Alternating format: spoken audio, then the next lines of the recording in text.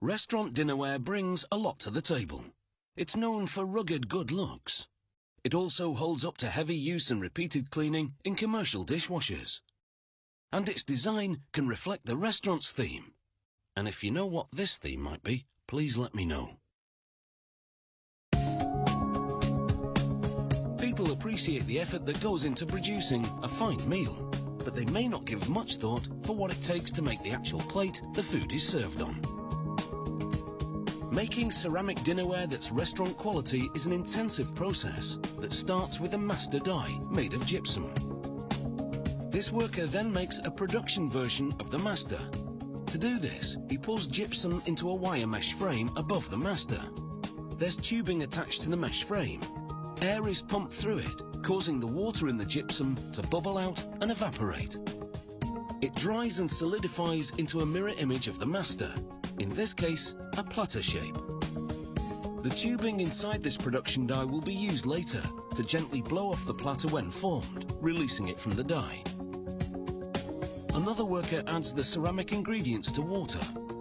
They include a plasticizer, silica sand, and different clays and minerals, like aluminium oxide. Once the clay mix has been thoroughly blended, they drain it onto a vibrating sieve to screen out large chunks and other impurities.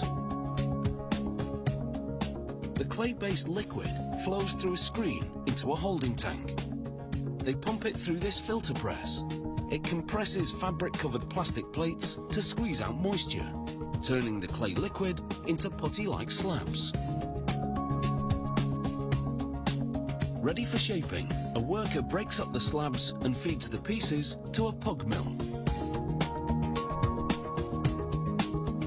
The mill shapes the clay into a long cylinder, and in the process, it sucks out air, so the dinnerware will be less prone to cracking. He slices the clay cylinder into small discs using a wire cutter. Each of these clay discs will be shaped into one plate.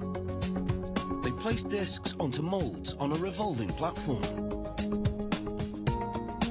The mold spins up to a metal tool, which presses the clay into the shape of the mold below.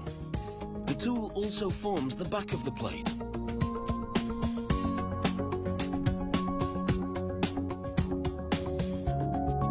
A nozzle lubricates the metal tool between pressings. A cutter at the side trims the rims of the plates as they're formed. Unlike the platter die, these molds don't have tubing inside to blow the plates off.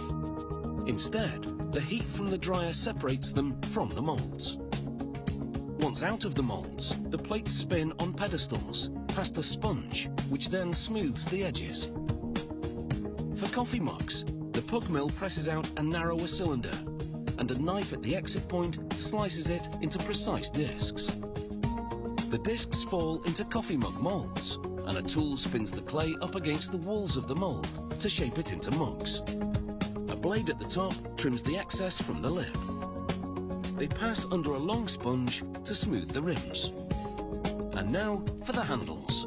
They make them in two-part molds and dry them under an infrared light. The handles must have precisely the same moisture content as the mugs, at around 16%. A worker dips the ends of each handle in a clay and glue mixture and presses it to the mug.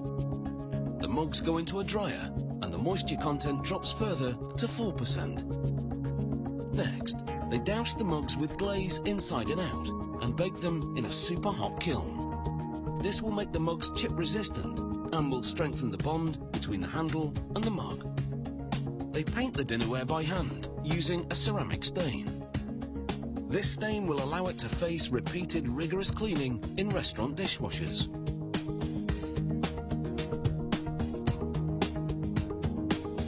For a different look, they apply labels to some dinnerware. This artwork has been produced using the same hard-wearing ceramic stain.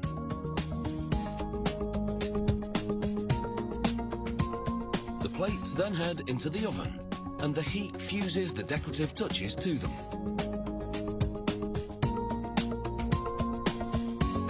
From a liquid clay to tableware you could eat your dinner off, the process has taken about 24 hours.